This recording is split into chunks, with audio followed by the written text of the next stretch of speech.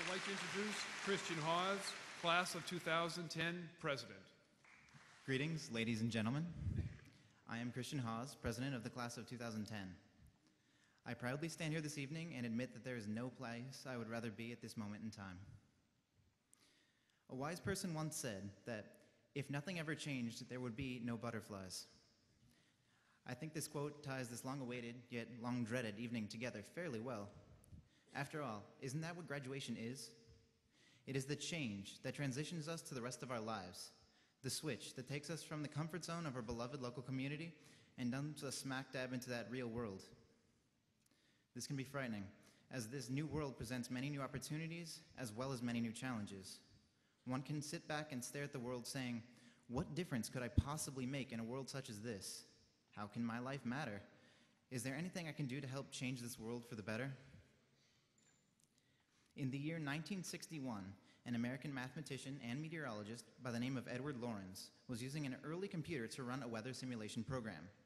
Having a moment of laziness, he entered the numbers 0.506 into the computer instead of the full number 0.506127.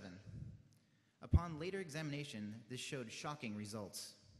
A minute difference as small as 0.000127 is large enough to completely and dramatically change the course of weather forever. Most of you probably have never heard of Lorenz, but I would guess you're familiar with his work. Edward Lorenz is most famous as the man who coined the term the butterfly effect. This concept, though it is rather simple, is nonetheless amazing. In theory, a single butterfly flapping its wings in Hong Kong could change the course of a hurricane along the course of the United States. Now, we are off to college, the workforce, or the armed services, ready to spread our newly developed wings to take flight. And my question to you is simple. What are you going to do that will change the world? A caterpillar starts its life as a tiny egg, fragile and dainty, but that's just the beginning of its story. From there, the egg hatches and a caterpillar emerges, eager to get out and explore, not so different from us when we were children. It crawls around on its merry way, learning as it goes, not to mention eating, as little creatures need food to keep going.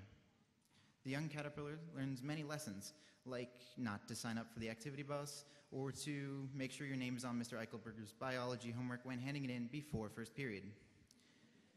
The caterpillar learns other life lessons, like no running or gum chewing in the library, and to never, ever leave through the entrance door. Not everything our little caterpillar does is an important life lesson, though. There are plenty of fun things to do, like the volleyball and basketball tournaments. The small critters have plenty of ways to keep themselves busy, whether avoiding predators or joining after-school activities, such as sports or, one of the various clubs. Eventually, as the creatures mature and grow, they get special privileges, like eating lunch before younger caterpillars or going out on the veranda, unless, of course, one of the caterpillars jumps off the veranda.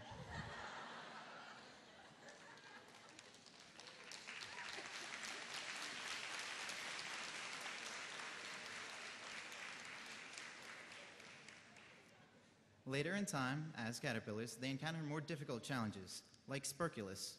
But having tools such as the wiki to help get by, they do just fine. But as a warning, there are never any bonus points.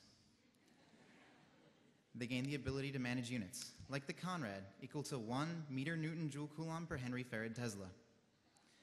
The caterpillars learn what not to do with their lives in health, class, and study skills, and become superb at categories, though never quite reaching the level of Mr. Ellison.